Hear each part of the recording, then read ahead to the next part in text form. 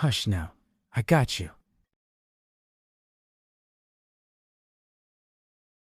The banging rattled the front door like a drumbeat against the silence. Inside, Jeremiah shifted the roll of blueprints under his arm and knocked again, harder this time. Rebecca! Abraham! His voice was bright, casual, carrying the relief of a man who had been waiting for days to deliver good news.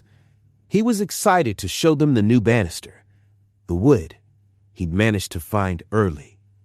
No answer. He frowned, stepping back, scanning the windows. The house loomed dark inside. He pulled his phone from his pocket and dialed Rebecca. No answer. He tried Abraham. Straight to voicemail. A knot began to form in his stomach, but he pushed it down. Maybe they were napping. Maybe the baby had come early. Then, with a slow, mechanical sound, the front door clicked open. Not swung wide, just unlatched, the way an unseen hand might push it from within. Jeremiah hesitated, listening. Hello? Silence. He stepped inside. The air smelled faintly of whiskey, laced with the familiar scent of sawdust. Light slanted weakly for the blinds. His boots echoed on the hardwood as he crossed the living room, blueprints dangling forgotten at his side. Abraham? The sound of glass clinking guided him toward the kitchen. There, slumped over the island, sat Abraham. Shoulders hunched, beard untrimmed, a bottle half empty at his elbow. He didn't lift his head when Jeremiah entered, only swirled the amber liquid in his glass with a hand that trembled just enough to betray him. Jeremiah's voice softened. What happened? Abraham finally raised his eyes, and Jeremiah saw something in them that chilled him more than silence ever could. A hollow, bottomless grief, mixed with something darker. Resent. She's gone, Abraham said hoarsely. Rebecca. She didn't make it. The words landed like a blow. Jeremiah's breath caught. His first instinct was denial. No, she can't be. A faint sound cut him off. A cry, thin, fragile, almost lost in the still air. Jeremiah froze, head turning toward the hallway. What was that? Abraham said nothing. His glass touched the counter again, steady this time, as though he had given up explaining anything at all.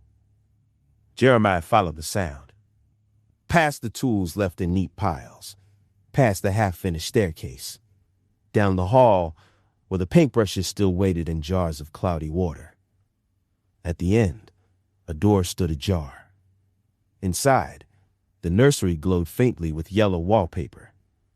A mobile of animals turned lazily above the crib, catching stray light in fragments. And there, swaddled and small, lay Malachi.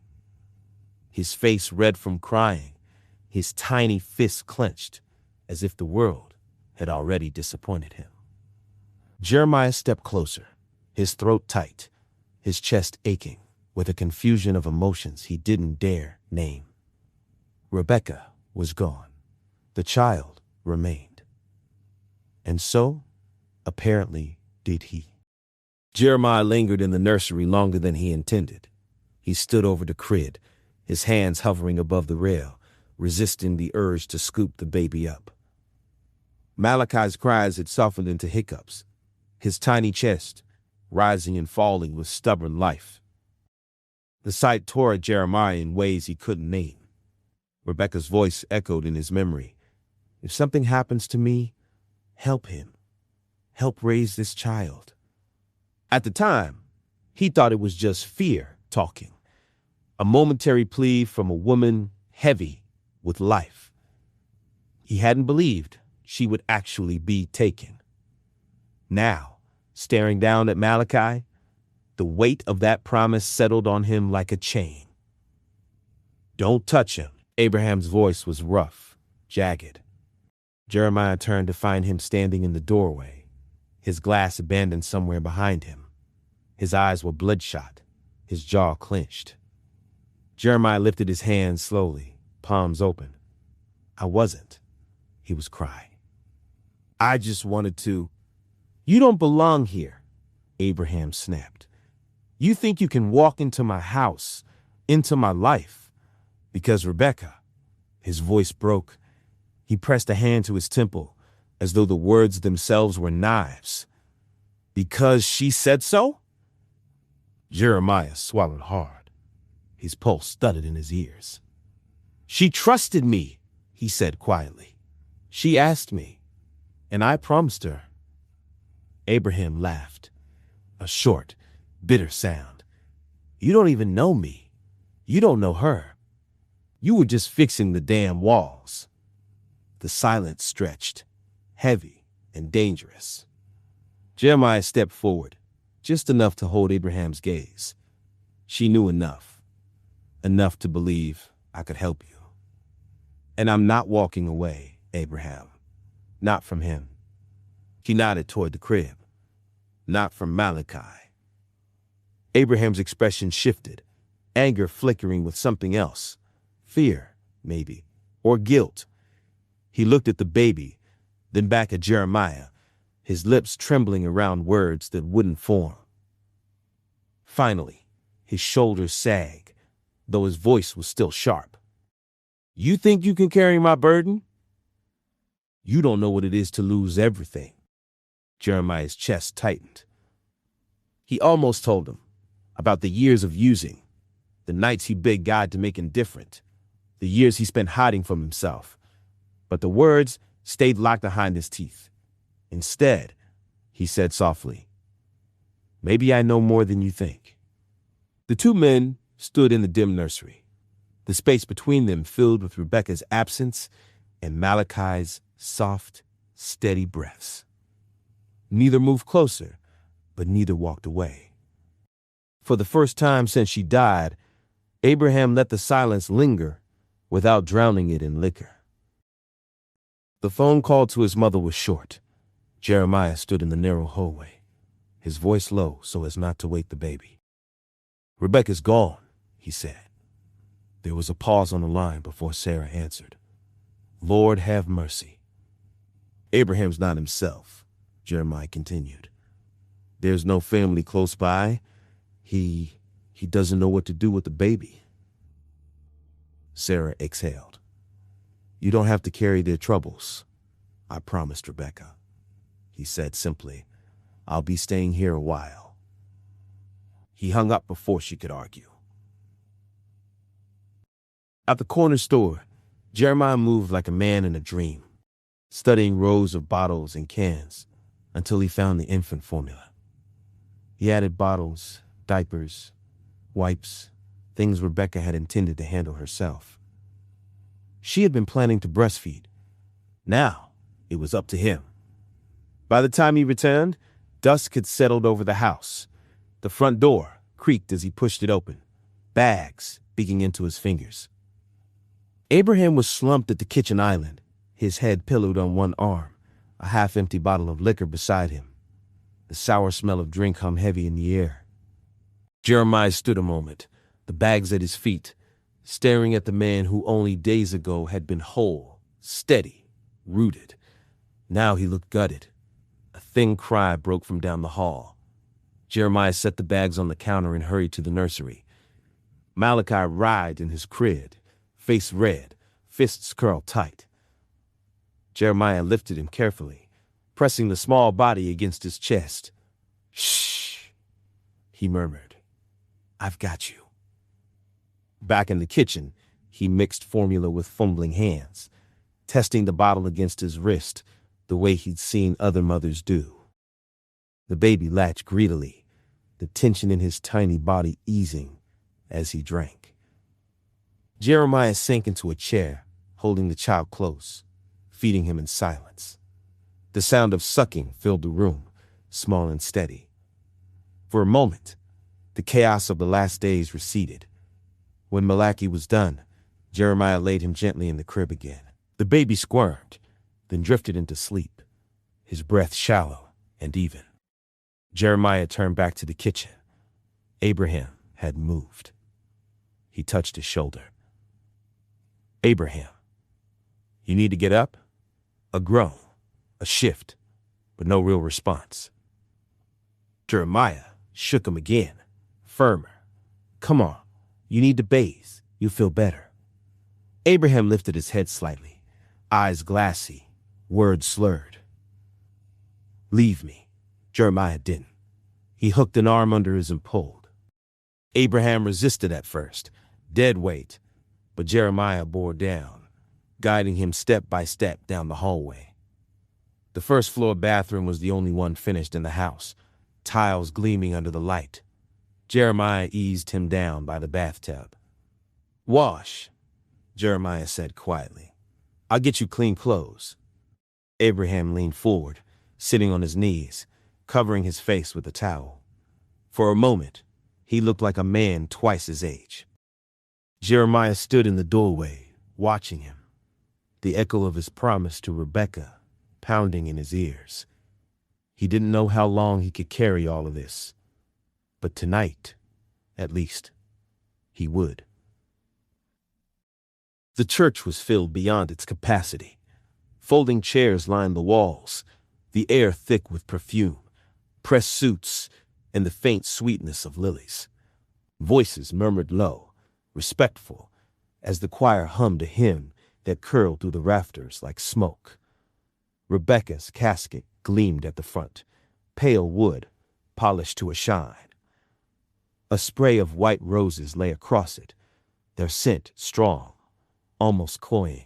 Abraham sat in the front pew, his jaw tight, eyes hollow. He wore the same black suit he'd been married in, his shoulders bowed under an invisible weight.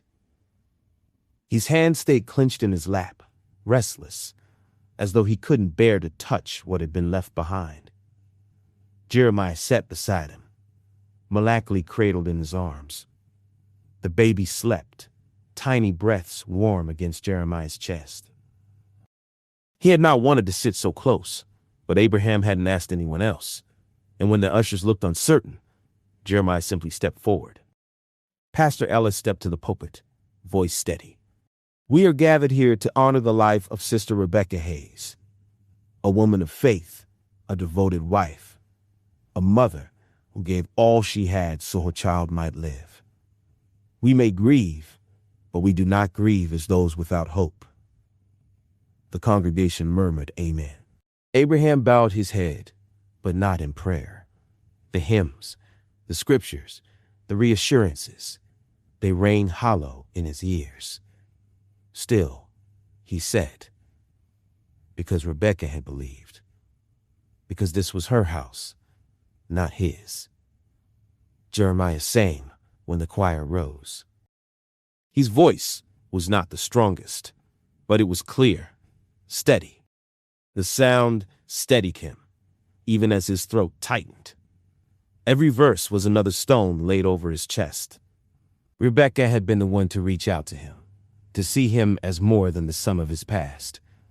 Now she was gone, and the promise he'd made to her sat heavier than ever. When the time came for words from the family, Abraham remained seated. He could not rise, could not speak. The silence stretched, awkward, until Jeremiah felt the weight of every eye turned toward him. He stood slowly, rocking Malachi gently against his shoulder. His palms were damp, his knees weak, but his voice carried when he spoke. Rebekah was a light to this community. To me. She believed in second chances, in starting fresh. She believed in this house, in this city, in this church. She believed in me when I didn't believe in myself. And she loved her family with a fierceness that carried her to the very end. He glanced at Abraham, who kept his eyes down. She asked me before. Jeremiah swallowed hard, adjusting the baby in his arms. She asked me to make sure her child was cared for. I intend to keep that promise. A murmur of approval swept the room. Pastor Ellis nodded, eyes shining.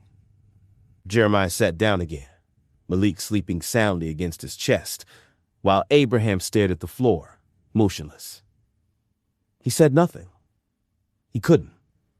When the final hymn was sung and the casket carried out, Abraham remained silent, a stone among the shifting waves of grief.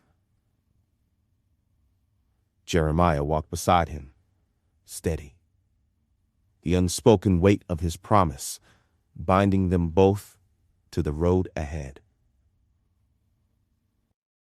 The house felt smaller after the funeral, the air heavy, the walls closing in.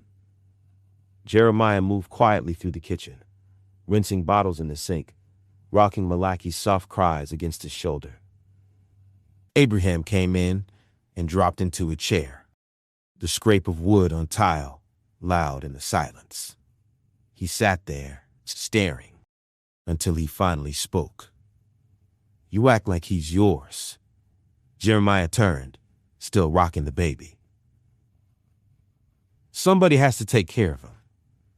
Abraham reached for the bottle of liquor he'd left on the counter. "You're not his father. Don't forget that." The words hit harder than Jeremiah expected. He swallowed, kissed the top of Malachi's head, and said quietly, "I made her a promise. That's all I'm trying to keep." Abraham poured a drink, ignoring the pie someone from church had left that morning, still warm under its foil. He shoved it aside without lifting the lid. "You don't belong here," he muttered. "This isn't your family." Jeremiah sat down with the baby, saying nothing more. He only rocked Malachi until the child's cries softened, coming under his breath a hymn his mother used to sing on long nights. Abraham leaned back, eyes closed, as if trying not to hear it, but the sound filled the room anyway, low and steady. The baby's cries carried through the hall, faint and urgent. Jeremiah rose from the couch, already reaching for the bottle he'd prepared earlier. He moved quickly to the nursery, lifting Malachi into his arms before the sound grew louder. From the kitchen came the sound of glass against wood. Abraham was still at the table, another bottle open beside him. Jeremiah fed the baby slowly, rocking in the chair by the window, Malachi's fists unclenched as he drank, his body relaxing against the rhythm of Jeremiah's heartbeat. When Abraham finally appeared in the doorway, his eyes were bloodshot, his jaw tight. He leaned against the frame, staring at the child with something darker than grief. "Every time he cries," Abraham said flatly, "all I hear is her dying." Jeremiah didn't look up. "That's not his fault." Abraham gave a bitter laugh. "You don't get it. She's gone because of him. And now you sit here like this is your place." Jeremiah pressed the bottle gently against Malachi's lips, guiding him until he finished. He burped the baby, then held him close, his own voice quiet but firm. "I'm here because I promised her. That's the only reason." Abraham pushed off the frame and walked away without another word, his footsteps heavy down the hall. Jeremiah stayed where he was, rocking slowly. He began to hum again, the sound barely above a whisper, but steady enough to fill the silence. Malachi's breathing evened out, soft against his chest. The house was fractured, but in that room, at least, there was calm.